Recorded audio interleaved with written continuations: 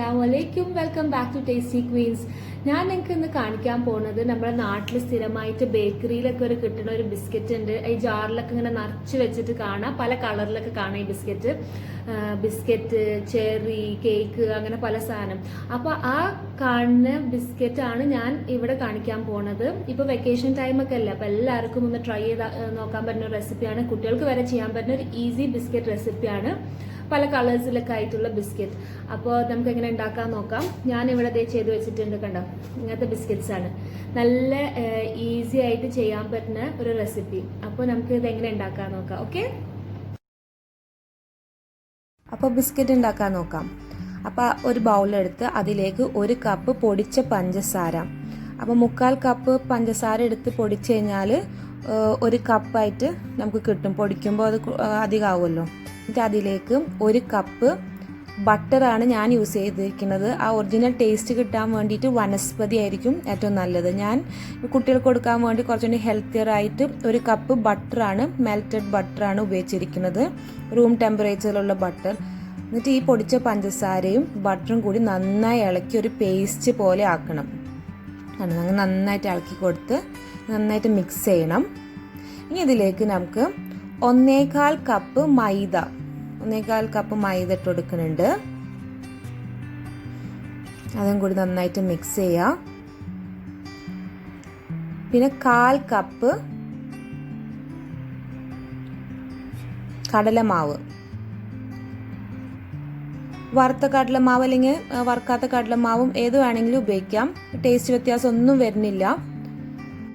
പിന്നെ ഒരു 1/2 teaspoon baking powder ഇട്ട് കൊടുക്കുന്നുണ്ട്. ബേക്കിംഗ് പൗഡർ തന്നെ ഇട്ട് കൊടുക്കണം, ബേക്കിംഗ് സോഡ അല്ല. അതിനുശേഷം ആവശ്യത്തിന് വാനില എസൻസ് അല്ലെങ്കിൽ ഏലക്കാപ്പൊടി, ഒരു നുള്ളു ഉപ്പ്, എല്ലാം കൂടി മിക്സ് ആക്കി നന്നായിട്ട് കൈകൊണ്ട് തന്നെ കുഴച്ചെടുക്കണം. നന്നായിട്ട് കൈകൊണ്ട് കുഴച്ച് മയപ്പെടുത്തിയെടുക്കണം. നന്നായിട്ട് മിക്സ് ചെയ്തത് നമ്മൾ കുഴച്ച് വെച്ച് അത് ഒരു 15 മിനിറ്റ് ഫ്രിഡ്ജിൽ റെസ്റ്റ് ചെയ്യാൻ വെക്കണം. 15 മിനിറ്റ് ശേഷം നമുക്കത് 3 പാത്രത്തിലേക്കാക്കി മാറ്റാം. 3 കളറിലാണ് ഞാൻ ഈ ബിസ്ക്കറ്റ് ചെയ്തെടുക്കുന്നത്. ഒരെണ്ണം അതേപോലെ തന്നെ വാനില എസൻസിൻ്റെ അതേ ഫ്ലേവറും, ബാക്കി 2 ഒരെണ്ണം പച്ച കളറും ഒരെണ്ണം പിങ്ക് കളറിലാണ് ചെയ്തെടുക്കുന്നത്. പച്ചയ്ക്ക് വേണ്ടിയിട്ട് ഈ ഗ്രീൻ കളർ പിസ്ത എസെൻസ് കിട്ടും. അത് നന്നായിട്ട് ഇങ്ങനെ മിക്സ് ചെയ്ത് കഴിഞ്ഞാൽ ഒരു പിസ്ത ഫ്ലേവർ നമ്മൾ ആ ഡോന് കിട്ടും. ആ മാവിൽ പിസ്ത ഫ്ലേവർ ആയിരിക്കും ഈ കുക്കി ഡോന്.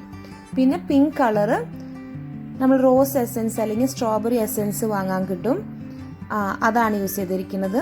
അപ്പോൾ പിങ്ക് പിസ്തയും പിന്നെ സാധാ വാനില എസെൻസും കൂടിയിട്ടുള്ള ബിസ്ക്കറ്റ് ഉണ്ടാക്കി.